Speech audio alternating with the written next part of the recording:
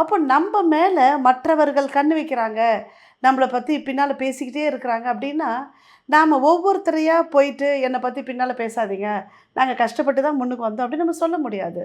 ஆனால் நல்ல சக்திகளை நாம் ஈர்த்து வைத்து கொள்வதன் மூலமாக யாராவது அந்த மாதிரி பேசினா கூட அது நம்மளை பெருசாக பாதிக்காது. அதற்காக தான் இந்த மாதிரி மிக பழமையான கோவில்கள், அதிகமான நல்ல எனர்ஜியை கொண்ட கோவில்களை தேர்ந்தெடுத்து நாம் அங்கே போகும்பொழுது நம்மை சுற்றி இருக்கக்கூடிய பாசிட்டிவ் எனர்ஜி, அது ஆறான்னு சொல்லலாம், நல்ல எண்ணங்கள் அப்படின்னு சொல்லலாம், அது வலுப்படும்.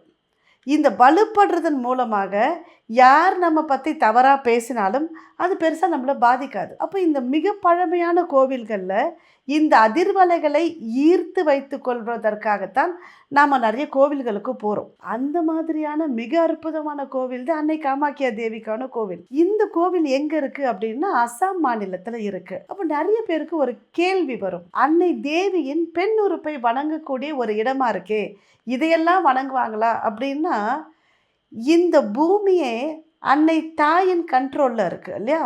அதனால தான் இதுக்கு பூலோகம் அப்படின்னு பேர், பூமி மாதா அப்படின்னு பேர். இந்த உலகத்தில் அன்னைக்கு தான் முதல் இடம். அது நம்ம வீடாக இருக்கலாம், நாடாக இருக்கலாம், உலகமாக இருக்கலாம். அன்னை தேவி, அன்னை முதல் இடம்.